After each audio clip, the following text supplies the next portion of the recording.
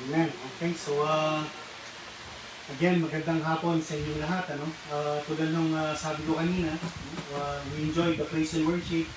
Sayang hindi natin na-live yung praise and worship. Ang ganda pa naman. But today is a special day. It is because we are celebrating Mother's Day. Sabi ko kanina, Mother's Day is one of the most celebrated holidays. Number 2 siya sa listahan. Sumusunod siya sa Christmas sa ating mga Pilipino. So number 1 ang Christmas na celebrate. Second daw ang Mother's Day. Alam niyo ang Father's Day? Number 20. Saling pusa. So merong 18 na holidays na nauuna kaya sa Father's Day. Nauna pa ang All Saints Day. Nakapati Rizal Day. Baka nauna pa si Rizal Day. No? No, well, anyway, sabi ko kanina, meron tayong mga mothers dito. And first year ng celebration ni Regina as a mother. we rejoice with you as a mother. Dahil kita namin ang pagbabago ng pagiging ng image mo. Image of a mother. And we would like to welcome our brothers and sisters, yung mga mothers natin dyan sa ibang lugar. We wish you a happy Mother's Day.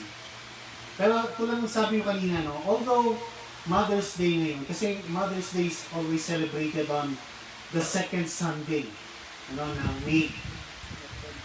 So it always falls on a Sunday. Kadalasan, on Sunday services, siyempre Mother's Day, di puro mother ang tinataas. Pero ako gusto ko, yes, we honor the mothers, pero sa gawain ng Panginoon, mas magandang tinataas pa rin natin ang kanyang salita, tinataas natin ang Panginoong Jesus sa ating kalagitnaan. The Lord Jesus always has a heart for the mothers. Dahil dyan siya dumaan para mailigtas tayo. In Galatians chapter 4, in verse 4 and 5, sabi niya, But when the fullness of the time was come, God sent forth His Son, made of a woman, made under the law, to redeem them that were under the law, that we might receive the adoption of sons. Ang ating Panginoon, lagi meron siyang puso. May puso siya palagi para sa mga mothers. And if the Lord has the heart for mothers, dapat tayo rin. Pinaparangalan natin ang mga nanay. Meron na tayong 3 taon na nagsaservice tayo ng Mother's Day, and I always talk about mothers. Alam niyo na yung mga katuruan about mothers. Actually, very common na na tuwing Mother's Day, ang verse na binabasa palagi is in Proverbs chapter 31, from verse 10 to 31, na kung saan sinasabi doon, who can find a virtuous woman? Amen? So, gusto ko naman maiba tayo ngayon. Gusto kong ang Panginoon pa rin ang itaas natin sa ating pagsamba. Amen ba doon? Amen ba tayo doon? Sabi niya, when the fullness of time was come, God sent forth. Nung dumating na yung tamang panahon,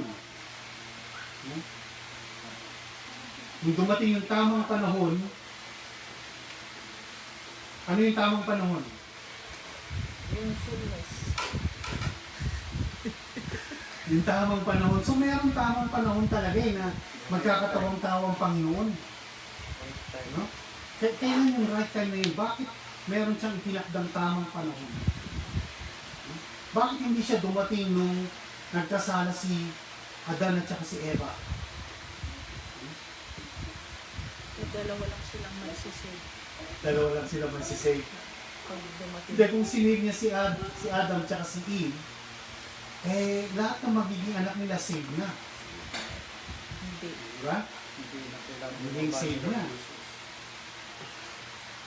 So, Ang sinasabi niya dito, when the fullness of the time was come, God sent forth His Son, made of a woman. Now, the right time, no, ng pagdating ng Panginoon, actually talagang ang Panginoon na nakakaalam nun kung kailan niya isusubo. Ganon din yung pagdating ng Panginoon, yung pagbabalik ng Panginoon, nasa timing din niya. Tinatanong ng mga disciples, Jesus, bago siya umakyat ng langit, sabi niya, ngayon mo na ba i-restore ang kaharian ng Diyos? At ang sabi ng Panginoon, hindi para sa inyong ang mga bagay na ito para malaman niyo. Dahil itinakda ng Ama sa kanyang sarili ang mga bagay nito. So the Bible is telling us that what the Lord has revealed, it is for us. But the things that are not revealed is not for us. Amen? Pero dito sinasabi, tama yung panahon na dumating ang Panginoon. Tama yung araw ng pagkakatawang tao. Tamang-tama, nakita niya tayong lahat.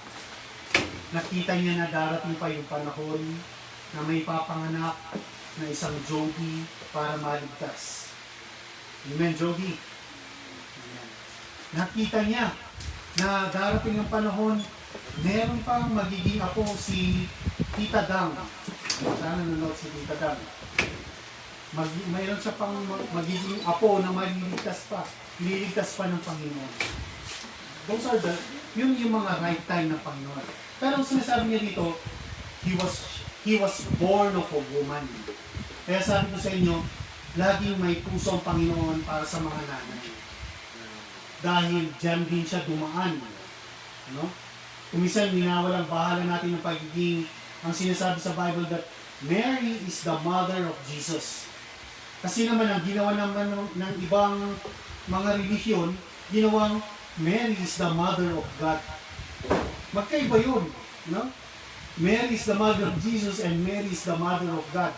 Magkaiba na yun. Kahulugan nito. Walang nanay ang Diyos. Pag nagkaroon ng nanay ang Diyos, hindi na siya Diyos. Bakit naging mother of Jesus? Before he started his ministry, ano talagang yung pagkakatawang tao niya, tinimpi niya ang kanyang pagka-Diyos. Yun ang sinasabi niya. Though he was God, he did not thought it robbery to be equal with God, but made himself of no reputation. Made himself of no reputation. Ibang translation nito, tinimpi niya yung kanyang pagiging Diyos. Kaya lahat, lagi ko sinasabi sa inyo, lahat ng ginawa ng Panginoong Jesus dito sa lupa, nung siya ay nagkatawang tao, ginawa niya bilang isang tao. Naintindihan ba natin yan? Amen. Amen.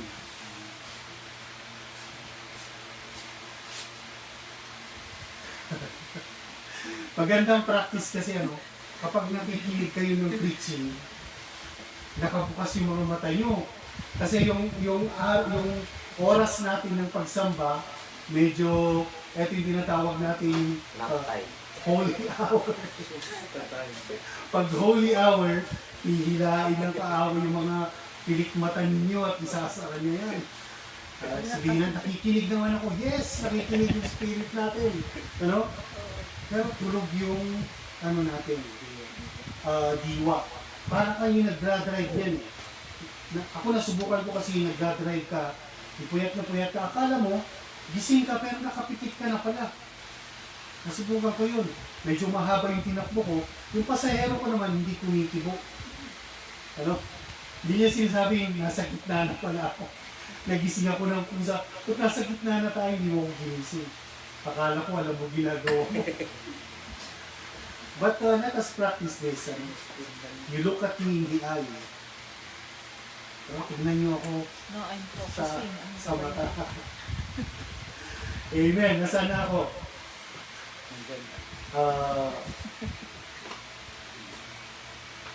Galatians chapter 4. Sabi niya, God sent forth His Son, born of a woman, made under the law. Made under the law. Sabi niya, to redeem them that were under the law, that we might receive the adoption of sons. Kaya napakaganda no? Na merong isang nanay, isang babae, na sinabi niya sa kanyang, sa Panginoon, no? Sinabi niya, doon sa nagbensaheng anghel sa kanya, be it unto me according to your, be it unto me according to the word of God. Hindi niya naintindihan yung sinabi ng anghel dahil wala siyang asawa. Paano siya magkakaroon ng anak? Pero sabi niya, yung in-explain sa kanya ng angel Gabriel, sabi niya, be it unto me according to thy word. Kung ano yung sinabi mo, kumbaga yung buong tiwala niya at pagtitiwala niya nasa Panginoong Diyos. Dapat ganoon tayo. Yun lamang ang isang may bibigay natin na napakagandang katangian na dapat meron tayong lahat. Na kapag meron tayong natutunan sa salita ng Panginoon, ang sasabihin natin, mangyari sa akin ang sinasabi ng salita ng Diyos. Amen. Amen. Mangyari sa atin ang sinasabi ng salita ng Diyos. And with that, sabi niya, yung laging kinokot nila na verses on Mother's Day, no? Who can find a virtuous woman? Who can find a virtuous woman? Sabi niya, for her price is far above rubies. Ang kanyang halaga ay higit pa sa mamahaling hiyas. And on the last verses ng chapter 31 na ito, sabi niya, there are a lot of women who are virtuous. Virtue means doing what is right. Maraming babae ang tamang ginagawa. Pero sabi niya, the one who exceeds them all is the one who fears the Lord. Yung may takot sa Diyos, hinihigitan niya ang lahat ng mga virtuous woman.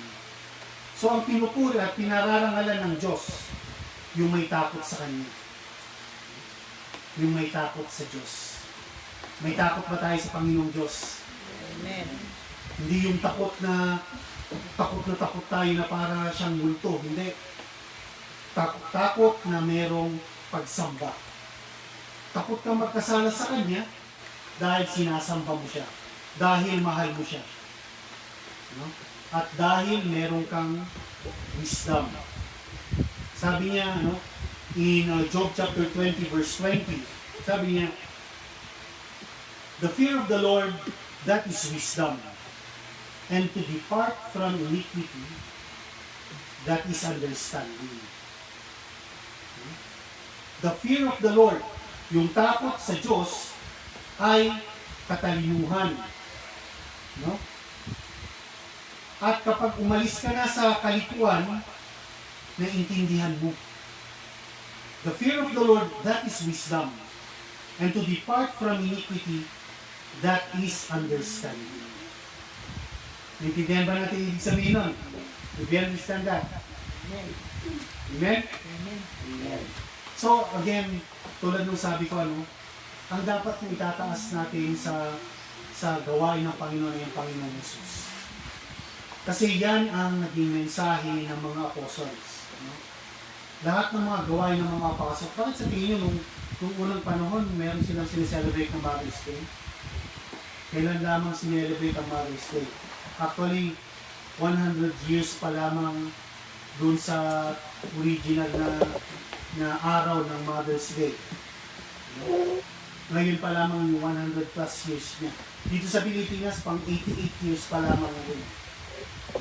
So the early church never celebrated Mother's Day.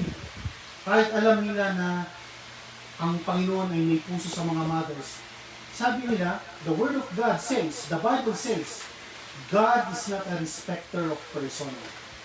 Ano ibig sabihin ng God is not a respecter of persons?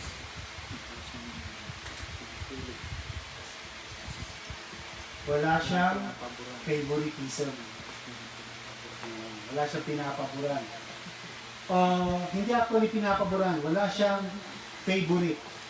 He is not a respecter of persons.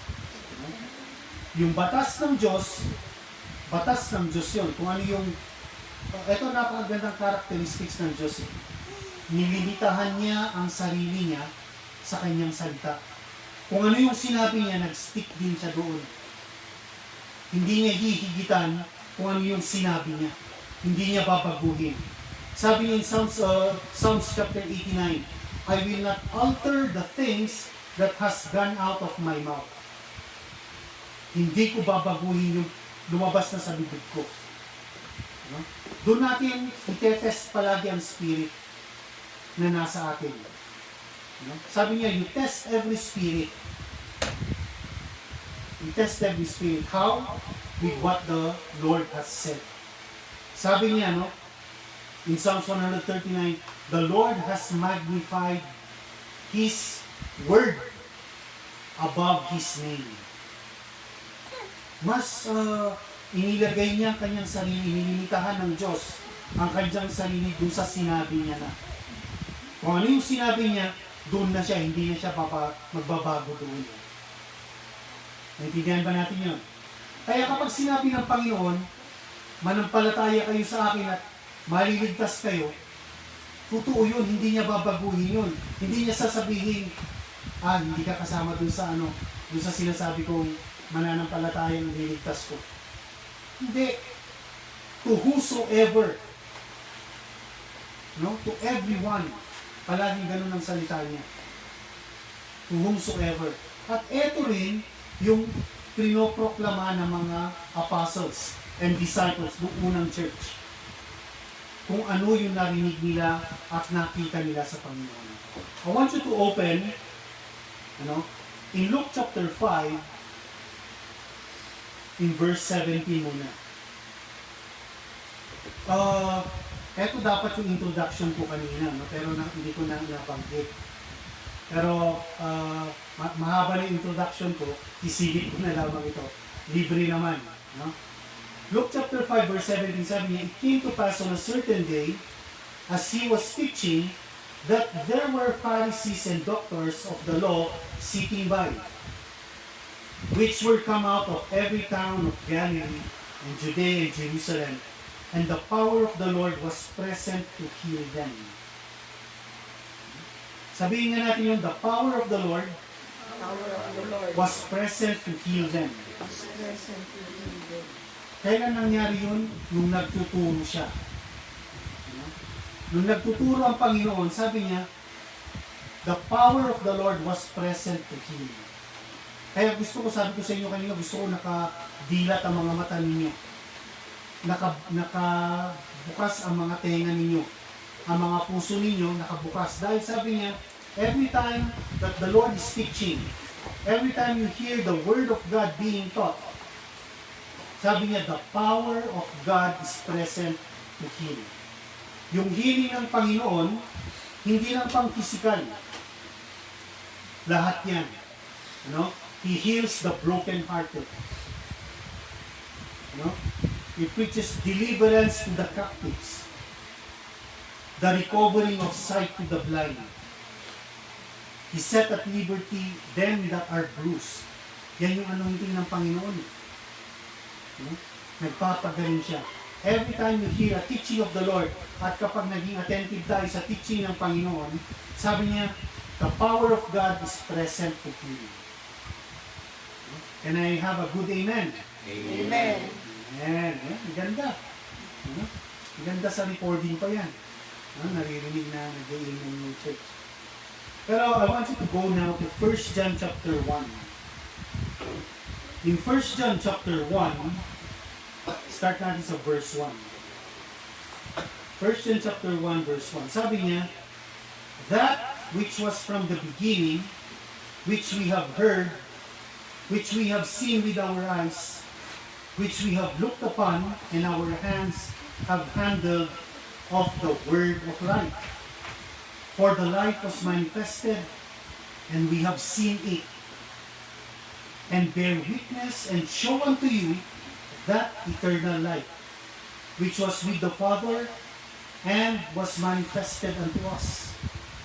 That which we have seen and heard, we declare unto you, that you also may have fellowship with us, and truly our fellowship is with the Father and with His Son, Jesus Christ. Sinasabi dito ni Peter, yung nandun pa lamang from the beginning, that which was from the beginning, narinig namin. We have heard at nakita namin. We have seen with our eyes and we have looked upon, natitigan namin, sabi niya. Si John mismo. Narinig nila, nakita nila, at natitigan nila. At ang sabi niya, and our hands have handled, nahawakan pa namin. Sino yung nahawakan nilang yun? Sino yung nahawakan nila? The one which from the beginning, si Jesus. At ang sabi niya, He is the Word of Life. Nakita nila, narinig nila, natitigan nila, nahawakan nila si Jesus, who was from the beginning. Amen. Amen. Sabihin ba natin, napaka-bless nila na sila yung mga napili sa panahon na yun? Ha? Napaka-bless nila na napili sila na ipanganak dun sa panahon na yun at nakasama nila ang Panginoong Jesus. Nakita nila, narinig nila, natitigan nila, at nahawakan nila. At yun ang pinoproklama nila. Sabi niya, this life was manifested and we have seen it. Yung buhay na to, the word of life. And we bear witness. Sabihin nga natin, bear witness. Alam niyo ibig sabihin ng bear witness? Sila yung mga nagpapatutuo. They bear witness. Sila yung nagpapatutuo dun sa nakita nila, nahawakan nila, natitigan nila, nahawakan nila, nakasama nila. The word of life. Sabi ko kung hindi totoo yung gospel, kasi maraming hindi naniniwala, sabi nila, yung Bible daw ay isinulat lamang ng mga panatiko. Mga panatiko. Kung talagang mga panatiko lamang to, bakit mamamatay sila? Yung papayagan nilang mapatay sila para sa pananampalataya nilang yun. Maraming panatiko ang hindi mamamatay para sa kanilang pananampalataya. Pero itong mga apostol nito, si John, sinasabi niya, si John mismo. Kaya makita niyo yung pagsusulat ni John, from the beginning. Sabi niya in John chapter 1 verse 1, in the beginning was the Word. Ito rin yung sinasabi niya sa 1 John, sa epistle niya. We bear witness and show unto you that eternal life. Sila yung nagpapatutuo. Dahil nakita nila, narinig nila, at nahawakan nila, at natitigan nila si Jesus. So, sino pinapatutuo nila? Si Jesus. Pinapatutuo nila. They are bearing witness of the Lord Jesus Christ. Verse 3, sabi niya ulit, that which we have seen and heard, we declare unto you.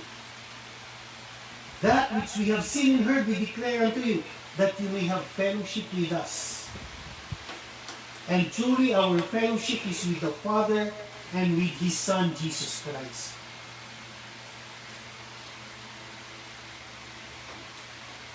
Naintindihan ba natin yun?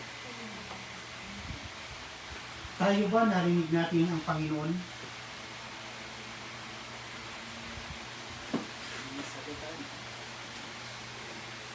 Nakita ba natin ang Panginoon? Not physically, but we have seen the goodness of the Lord. Narinig ba natin siya? Not audibly, but we have heard Him from His Word. Narinig ba natin ang tinig ng Panginoon sa Kanyang salita? Nangusap na ba siya sa ating mga puso? A true born again, hears the Word of God in his heart. Because the Holy Spirit is living inside of us. Ang tunay na born again, ang tunay na mananampalataya ng Panginoon, narinig niya ang tinig ng Panginoon.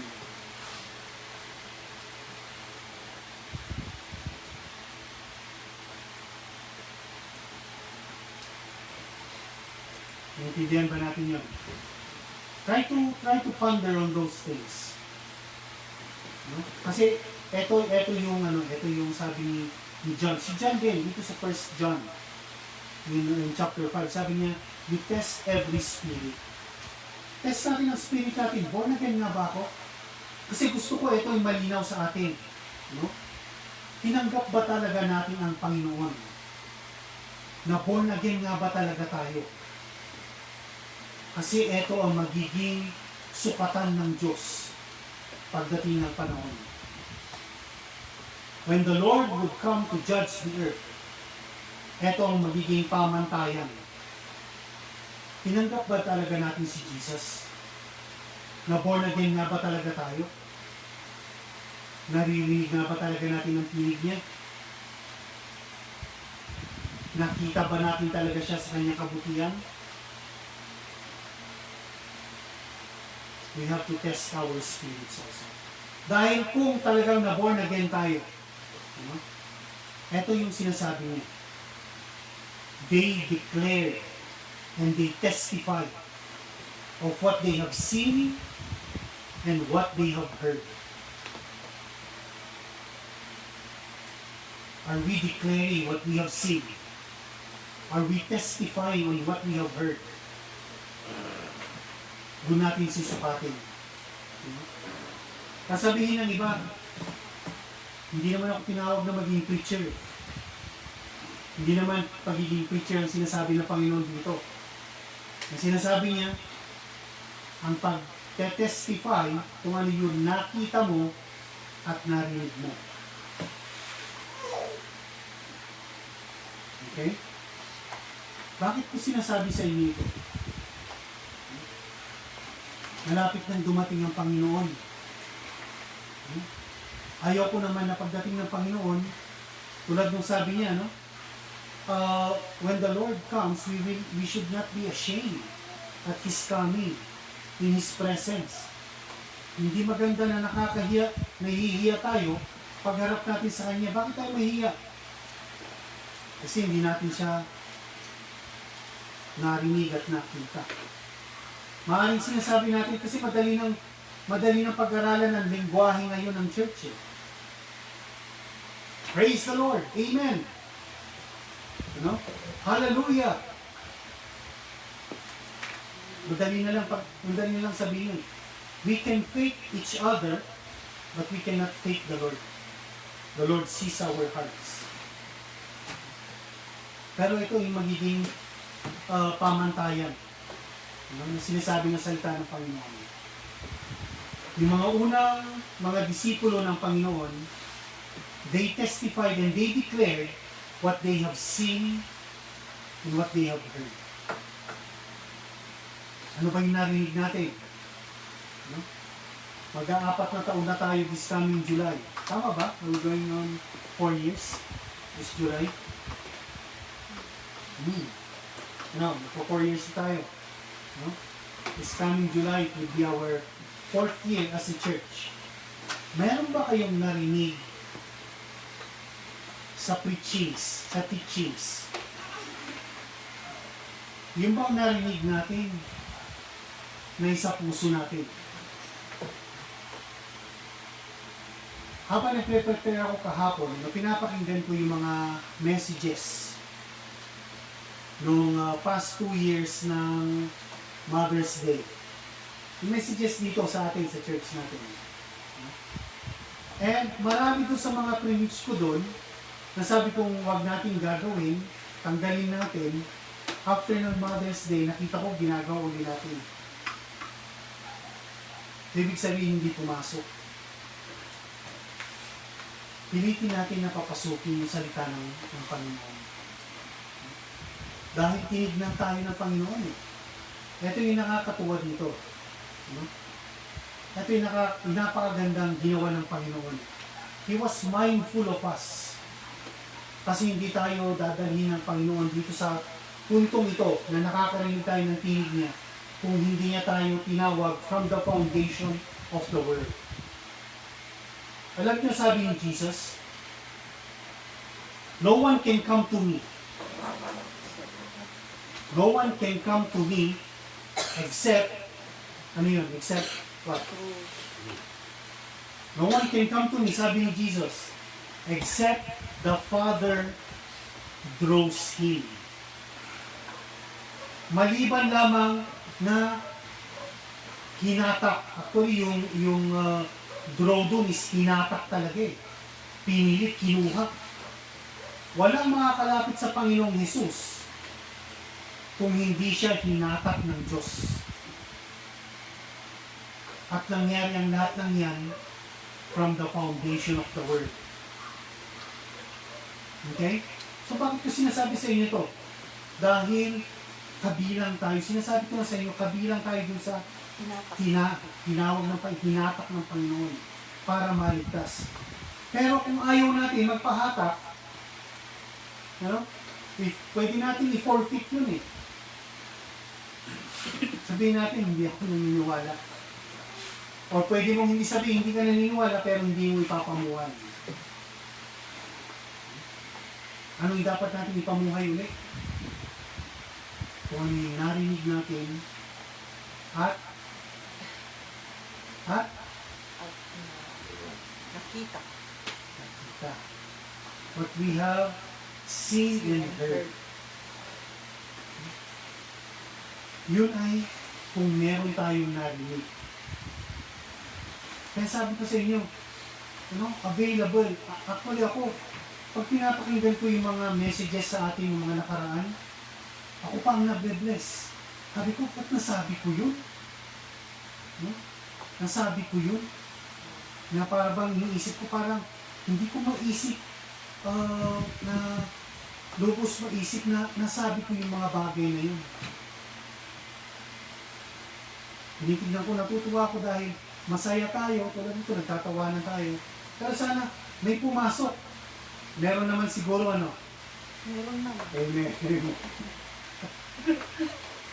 Sana meron. Pero ito ang sinasabi ng Panginoon. Sa John chapter 3, go to the Gospel of John. John chapter 3, in verse 31. John chapter 3, verse 31 and 32.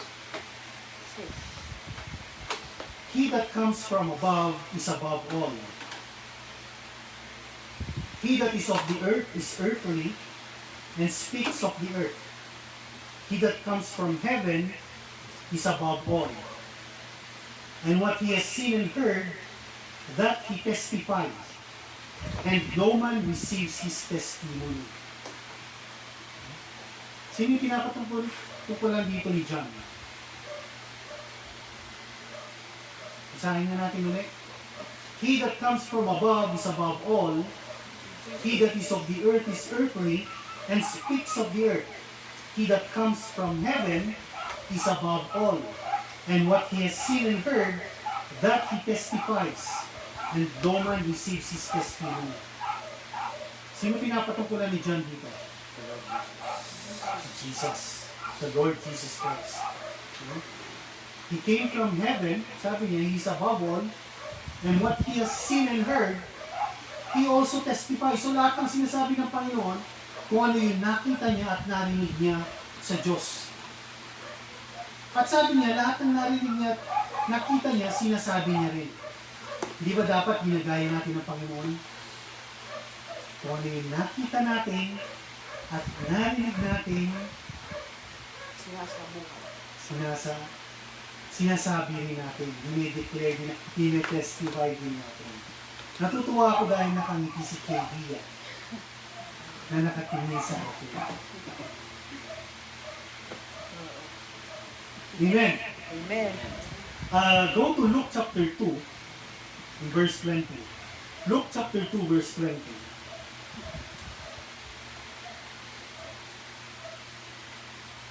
And the shepherds returned, glorifying and praising God for all the things that they had heard and seen as it was told unto them.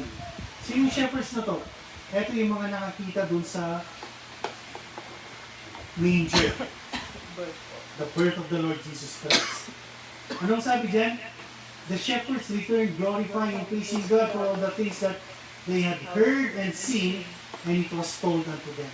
Masaya sila na meron silang nakita at narinig nila. Ano yung narinig nila? Tinig ng mga anghel. Sinasabi nila, salvation is come unto the earth. Hosanna to the highest. And peace on earth. Yung mga shepherds, ang mga unang nakakita sa Panginoong Isus yung unang pagdating niya dito. At ipinoklaman nila yun nang masaya sila. Amen. Mga shepherds yun, mga talagang mga pastor na mga tupa talaga. Karamihan, ng mga unang panahon, yung mga pastor doon ng mga tupa, walang pinag-aralan. But they were bold. No? They were happy, they were glorifying God in declaring what they have seen and they have heard. Go to chapter 7 ng Luke. Luke chapter 7, in verse 22. Then Jesus answering said unto them, Go your way and tell John what things you have seen and heard, how that the blind see, the lame walk, the lepers are cleansed, the deaf hear, the dead are raised, the poor the gospel is preached. Sabi ni John the Baptist kung nakakulong na siya, tanong nyo nga si Jesus kung siya talaga yung Messiah. Anong sagot ni Jesus? You go and tell John what you have seen and heard. Commandment din ng Panginoon ito Kapag may nagtatanong sa atin, ba't ba kayo nag-gather dyan tuwing Sunday? Ano sinasabi ni Jesus sa atin? Sabihin mo sa Kanya kung ano yung nakita mo at narinig mo. It is a command. We have a commandment from the Lord. May commandment tayo sa Panginoon. Meron yung time ng mga apostles, pinagbawalan silang mag-preach sa pangalan ng Panginoon. Pero anong sabi ni John at saka ni Peter? Go to Acts chapter 4. Acts chapter 4. In verse 19. Acts 4:19. Sabi niya, But Peter and John answered and said unto them, Whether it would be right in the sight of God to hearken unto you more than unto God, you judge. For we cannot but speak the things which we have seen and heard. Hindi namin mapigilan na hindi sabihin kung ano yung narinig namin at nakita namin. Hindi nila mapigilan. Tayo ba napipigilan natin? Oo, napipigilan natin dahil nahihiya tayo. Amen. Yes, amen.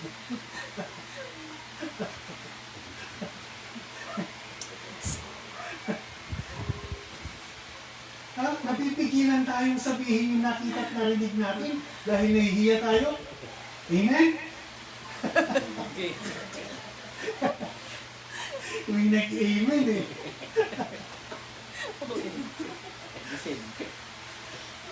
Hindi dapat, a true believer,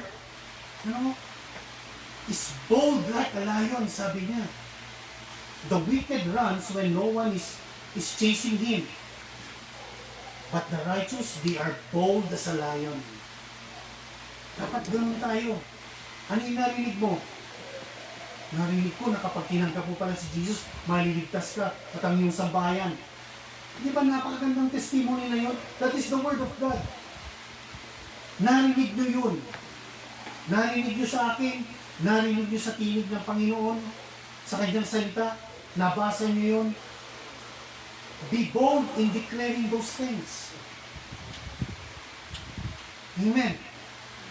Can we do that? Sabi ni John, kayo ang humusga, pinipigilan sila mag-preach. Do not preach in that name again. Sabi ni Peter at saka ni John, you judge. Whether we will obey you or we will obey God. Because we cannot help ourselves. in testifying what we have seen and what we have heard. Kung ano yung narinig namin.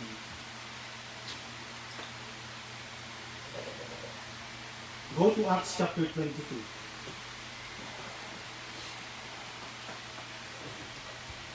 Acts chapter 22, in verse 15.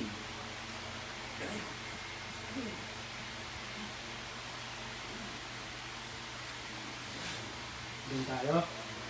Acts chapter 22.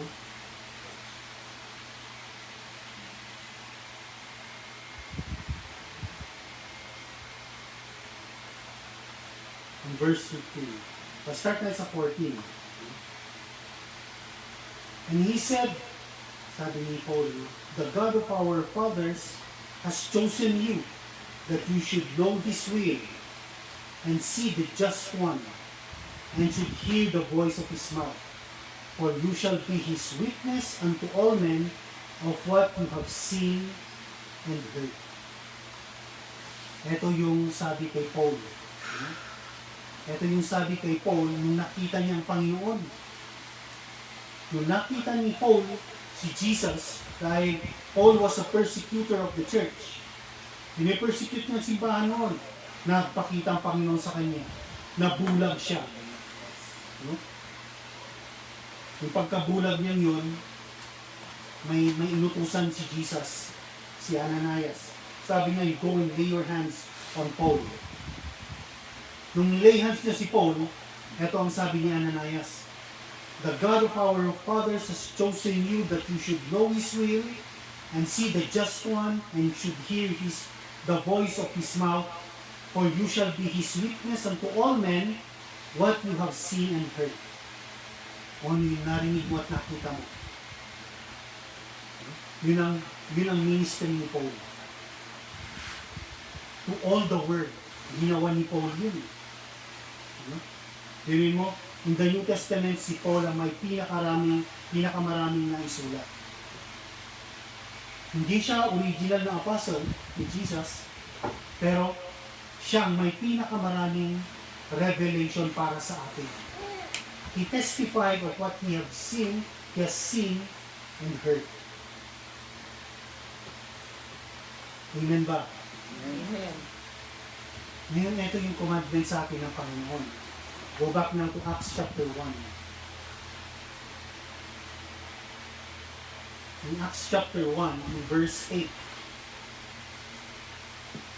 sabi niya, but you shall receive power after that the Holy Spirit is come upon you, and you shall be witnesses unto me, both in Jerusalem and in all Judea, and in Samaria, and unto the uttermost part of the earth. You shall receive power after that the Holy Spirit is come upon you. At pag nangyari yun, sabi niya, you shall be my witnesses. Anong i-witness natin? What are we going to witness?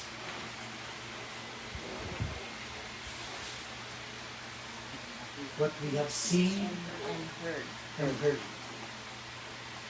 May nakita ba tayo? Hindi ko naman nakita ang Panginoon. Pero nakita mo bang pinustusan ka niya nung nangangailangan ka? Nakita mo bang pinagaling ka niya nung meron kang sakit? Nakita mo ba na iniligtas ka niya nung nasa dingit ka ng kalupitan, ng problema, ng kamatayan? Nakita mo ba yun? Si Marvin, nakita niya yun. Nakita mo ba yun, Marvs? Are you testifying about it? Yes. Yes. Always. Testify natin. Ano yung ginawa ng Panginoon? Ganun lang naman ang mag-testify eh. Pag nandun ka sa korte, at ikaw ang isang witness, hindi ka naman nila tatanungin ng hindi mo nakita eh. Ang tatanungin nila sa'yo, ano yung nakita mo? Ano yung narinig mo? Hindi lang sinasabi ng Panginoon sa atin, when the Holy Spirit is come upon you, no? You will testify, you will be my witnesses. Ano yung testify mo? What you have seen and what you have heard. Ganun lamang kadali yun. Yun lamang ang dapat nating iproklama. Wala nang iba. Si Jesus. Si Jesus ang ating iproproklama. Siya ang ating itataas. No? Kaya ang tunay na Jehovah's Witnesses, tayo. Amen. Amen. Pag tinanong kayo, Jehovah's Witnesses ba kayo? Oo. Bakit? Hindi naman kayo umatin sa church namin. Hindi, ang minibitnessan namin si Jesus eh. No? Hindi naman yung church nila. Hindi naman yung church ninyo eh. Ang Jehovah namin si Jesus. Because we are His witnesses. Amen? Amen. Yun lamang. Wala tayong ibang itataas. No, kaya sabi ko kanina, no? Sabi ko kanina, Mother's Day ngayon. Palagi naman natin tinataas sa mga mothers eh. Special ang mga mothers sa atin. Pero gusto ko sa gawain natin sa Panginoon ngayon, taas natin ang Panginoon. Ano yung paano natin tataas ang Panginoon? Let us proclaim what we have seen and what we have heard. Ganun lamang. At dito nyo makikita kung nasa inyo ang banal na Espiritu. If the Holy Spirit is upon you, you will be His witnesses. Hindi ka mahihiya. No? Hindi nga tayo nahihiya na kuminsan gumawa tayo ng mga kapalpakan sa mundo. Eh. Bakit tayo mahihiya ngayon iproklama kung ano yung ginawa ng Panginoon sa atin? Kung ano yung sinabi ng Panginoon sa atin? No. We will not be ashamed of this wicked and adulterous generation. In this present evil world, we will not be ashamed of the Lord Jesus Christ. Tataas natin siya. Amen. Amen. So again, sabi niya, we will be His witnesses. In Jerusalem, in Judea, in Samaria, and the uttermost part of the earth. In the Philippines. Si Antiglo galing sa uttermost part of the earth. Ayan. Kapaglantihan. So, naka-experience siya ng init. Tayo, nandito tayo sa Jerusalem. Our family. Let us proclaim. I-proclaim natin. You know? Gusto ko yung sinabi ni Peter eh. Hindi namin makayanang hindi sabihin kung ano yung narinig namin at nakita namin. No? Kung meron kayo narinig at nakita ngayon patungkol sa Panginoon, sabihin nyo si Jerusalem. Ang Jerusalem natin, that is the inner circle. The inner circle is our family. Sabihin nyo sa pamilya ninyo. Pagdating ni Isaac, sabihin mo sa kanya, ano yung narinig mo? No? Pag nakausap mo si King, sabihin mo, ano yung narinig mo at nakita mo? No? Ano yung pinakita ng Panginoon sa'yo nung nandun ka sa embassy? May nakita ka ba? Kaya sabi ko kanina kay Nono, tanong mo, hanapin mo. No? Kaya lang ang sabi ko Nono, hindi. Alam ng Panginoon niya. Binigay ko na sa Kanya. Tinuwala ko sa Kanya. Pero maganda, ano pinakita ng Panginoon? No? Bakit mo itiniwala sa Kanya yan? Kasi nakita ko, si Jesus, in control siya sa buhay ko. Then, napakagandang testimony. Amen? Amen. Napakagandang testimony. Pag nakausap niyo yung classmates niyo, what have you heard and seen on Mother's Day? Ano yung kabutihan ng Panginoon? Wala kaming pera, pero naghanda si Jenny kasi birthday niya nung nakaraan. Mother's Day pa. Is that the goodness of God? Amen. Yes! Channel of blessing siya. And Jenny is always a channel of blessing. Hindi na maganda. You become a channel of blessing, and that is one way of witnessing of the goodness of God. Bakit ko na lang lagi ang ang naghahanda ng Sunday? Goodness of God. Ganun lamang mag-witness. Hindi mo kailangan alamin lahat yung mga verses and para makapag-witness ka. Hindi. Yung tinatanong, what you have seen and what you have heard. Amen. Amen? So again, brothers and sisters, this is an encouragement to every one of us. Tulad ni John, sabi niya, tsaka ni Peter, you cannot, let me quote that again. Sabi niya, you be the judge, for we cannot but speak the things which we have seen and heard. Musga kayo, musga. Are we going to believe you or believe God? Because we cannot but speak the things which we have seen and heard. Sana ganun ang spirit natin. Na kapag may nakausap tayo, hindi natin mapigilan na huwag sabihin si Jesus. That is the spirit of the witness and the power of the Holy Spirit in us. That is the test if we have been born again. Sabi ko sa inyo, siguruhin natin, ngayon pa lamang siguruhin natin na born again talaga tayo. Dahil pag tumulog ang trompeta, yung born again lamang ang makakarinig nun. Marami kayong napapanood sa mga videos niya, sa mga reels, na may mga narinig silang trumpets in other places. Hindi yun yung trompeta. Hindi yun yung trompeta ang maririnig ng mga mananampalataya. Yung maririnig na trompeta ng mga mananampalataya nagsasalita. Ang sinasabi niya, come up here. Amen? Kung hindi ka born again, hindi mo maririnig yung salitang come up here. Hindi mo maintindihan yun. Akala mo, kumiglat lamang. Hindi mo maintindihan. So, siguruhin natin. If we can now cannot help but speak the things that we have seen and heard, then nandun yung Holy Spirit sa atin. Huwag natin i-quench. Kapag sinasabi niya, uy, share mo, pagkakataon mo yan, i-share. Huwag natin pigilan yun. Huwag natin i-quench. Nagigrieve ang Panginoon, masasaktan siya, hindi siya aalis sa atin, bibigyan kanya uli ng ibang pagkakataon. Pero pag dumating yung pagkakataon na yun, be a witness for the Lord Jesus Christ. Amen? Amen. I want you all to bow down your heads. Hallelujah. Hallelujah. Hallelujah.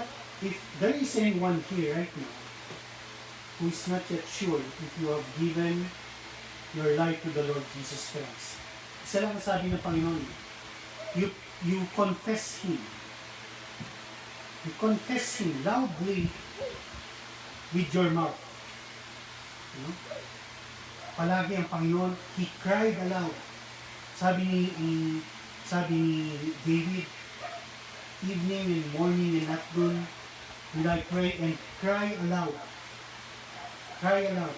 You confess Jesus as your Lord and believe in your heart that He is alive, that God raised Him from the dead, you will be saved. Kung hindi ka pa nakakasiguro sa bagay na yan, I want all of us to pray this prayer again. Let us pray this prayer. Everyone who are joining us online, hingin ko, sumunod kayo sa panalangin na to. And you have to confess it with your mouth. Don't confess it with your mind. Nababasa ng Panginoon ang iniisip natin, nakita niya ang puso natin. But the commandment of God is that confess Him with your mouth. Sabihin natin, Lord Jesus, you are my Lord. I confess you as my Lord. Come into my life. Come into my heart. Teach me how to live. On how to glorify you. I believe, Lord Jesus, that God raised you from the dead. That you died for my sins. You were buried, but God raised you from the dead. You rose up from the dead, and you are alive forevermore. And I confess you as my Lord. I am not the Lord. You are my Lord. Lord Jesus, be the Lord of my life. Hallelujah. Hallelujah. If you pray that prayer, sabi ng Panginoon, you will be saved. And if you pray that prayer from the heart, right now you are already saved. And I believe if you would continue in that faith, you cannot help but speak of the things that you have seen and heard.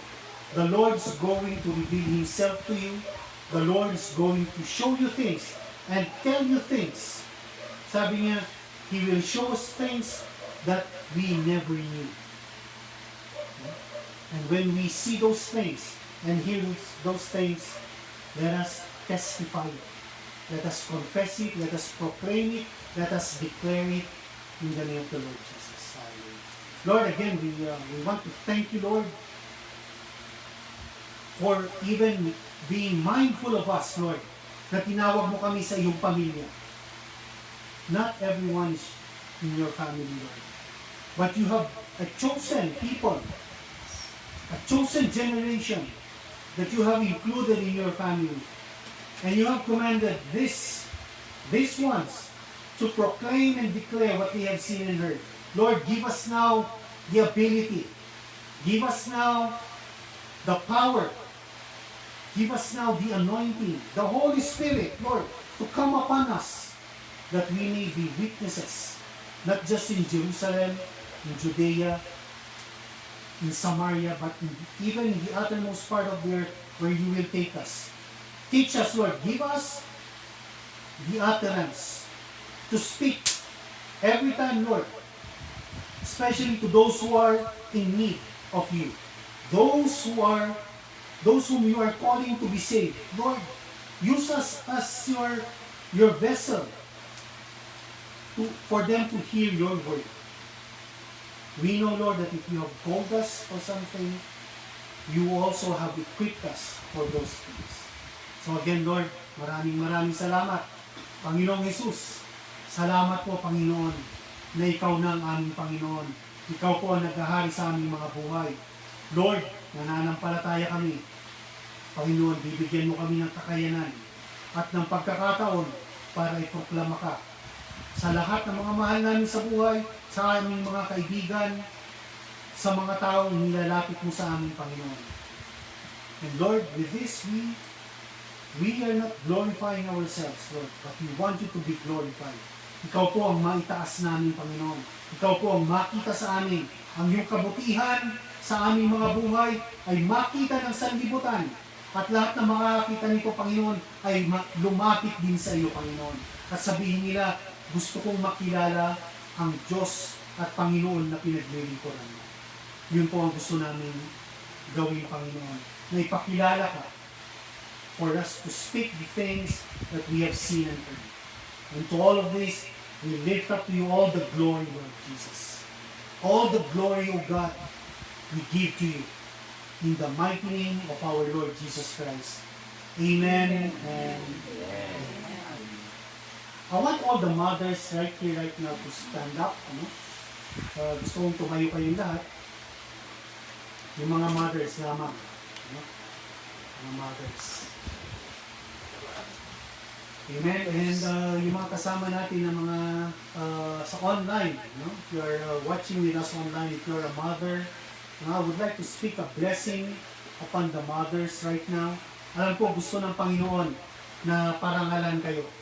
That is what He said in Proverbs chapter 31, in verse 31, verse 30. Sabi niya, you excel them all the virtuous woman. You excel them all because you fear the Lord. And the Lord will praise you, will give you praise. Gusto ng Panginoon na parangalan yung lahat ng may takot sa Diyos. Amen? And I would like to speak a blessing upon you. And I would like the congregation to lift, raise your hands upon these mothers. Right now, Kami lang. dito kayo lahat. Maraming salamat. Hindi tayo magkakaiwalay. Yan. Let's raise our hands upon them, giving them our blessing. With the blessing of the Lord. Hallelujah. As the under shepherd of the Lord, I speak the praises and the blessings of the Lord to these mothers. And we thank you, Lord God. Thank you, Lord Jesus, sa buhay ng mga nanay na ito, Panginoon. The whole world celebrates this day as Mother's Day. We are celebrating their life, Lord. Dahil sila, Panginoon, yung pinararangalan mo na may takot sa iyo at may pagsunod sa iyo, Panginoon. Dalangin namin ngayon, Panginoon, patuloy mo pong bigyan ng kalakasan, bigyan ng boldness, Panginoon, bigyan ng kakayanan, bigyan ng biyaya, Panginoon, ang mga nanay nito, Panginoon, na patuloy silang maging vessels of mercy, vessels of love, channels of blessings sa maraming mga tao pa, Panginoon. Hindi lang sa kanilang mga pamilya, kundi sa lahat ng taong lalapit sa kanila at may lalapit sa kanila. Lord, gamitin mo po sila, Panginoon. Maging vessels of blessings mo. Maging vessels of your word. Channels of your word. Channels of your blessings, Panginoon. Na kung saan, Panginoon, ipatong nila mga kamay nila, Panginoon, pagpapalain mo ang mga napatungan nila na kanilang mga kamay. Sa kanilang mga pamilya, sa kanilang mga mahal sa buhay, Panginoon, ikaw rin siyang patuloy na magpala sa lahat ng ito, Panginoon. Bilang pagpupuri at pagpaparangal sa mga nanay ng ito, Panginoon. Again, we lift them up to you, Lord. We thank you for their lives. We thank you, Lord, for all the grace, the abundance of your grace, the blessings that you have given them, and for the gift of righteousness that they are receiving every day from you. And all of this, we give you all the glory, honor, and praises. In Jesus' name we say, Amen and Amen. Happy Mother's Day.